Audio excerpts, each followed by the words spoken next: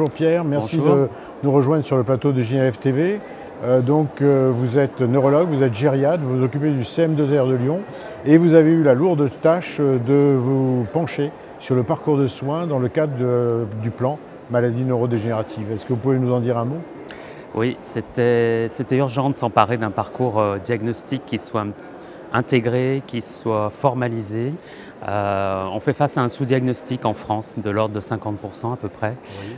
C'est-à-dire qu'une personne sur deux n'est pas diagnostiquée avant des stades très tardifs, la crise aux urgences par exemple. Tout à fait. Et parmi les freins, il y en a de nombreux, mais parmi les freins observés en médecine générale, notamment pour repérer ces patients avec une plainte cognitive suspecte, eh bien, il y avait le fait de ne pas comprendre les bénéfices d'un diagnostic, ce qu'on peut appliquer derrière un diagnostic, et ne pas comprendre le parcours diagnostique qui est proposé par les neurologues, les spécialistes. Donc on avait besoin de mettre à plat un parcours qui soit à la fois diagnostique et puis de soins derrière. On a toujours voulu remettre au centre de ces parcours de soins le médecin généraliste au cours des différents plans qui avaient été déjà mis en œuvre. Qu'est-ce qui change dans ce plan par rapport finalement au plan précédent? Là, pour une fois, on a vraiment un dialogue inédit avec la médecine générale à travers le Collège de médecine générale, qui est l'instance suprême en médecine générale, qui recouvre l'ensemble des syndicats.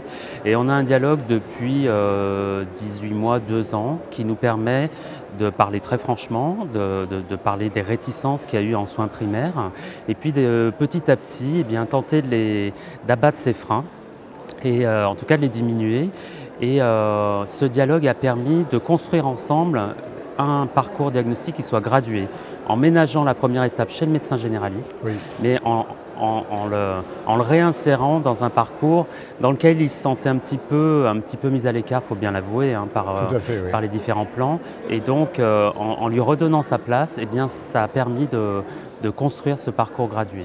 Donc, outre la réalisation de tests, je dirais, assez rapides de déblayage, il aura la possibilité quand même d'aller un peu plus loin dans les explorations, imagerie, et après, finalement, orienter le patient soit vers le neuropsychologue et ensuite le médecin spécialiste. Oui. Il dispose d'une consultation qui est rétribuée depuis longtemps, mais elle est méconnue. Une consultation longue de repérage des troubles cognitifs qu'on va réinvestir, qu'on va réalimenter en tests modernes de repérage, que ce soit perte d'autonomie, troubles cognitifs, troubles comportementaux. Tout à fait.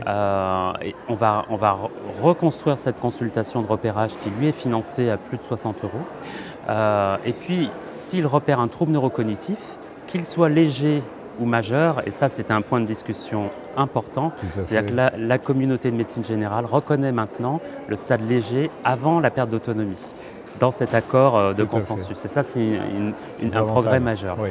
Donc s'il reconnaît un trouble cognitif, même avant la perte d'autonomie, il enclenche les examens prescrits par la HS, IRM encéphalique, le bilan sanguin. Et on a quand même convenu que c'est le neurologue ou le gériatre qui fait l'ensemble de la synthèse, qui fait la synthèse. D'accord. C'est quand même le spécialiste qui va indiquer le bilan neuropsychologique. Ça peut se discuter, mais il faut que ce soit le spécialiste qui maîtrise les indications du bilan neuropsychologique. Il fait la synthèse du diagnostic et il renvoie un diagnostic partagé avec le médecin généraliste, et on partage le suivi, on partage les supports post-diagnostiques. Merci Pierre pour ce beau travail. Merci.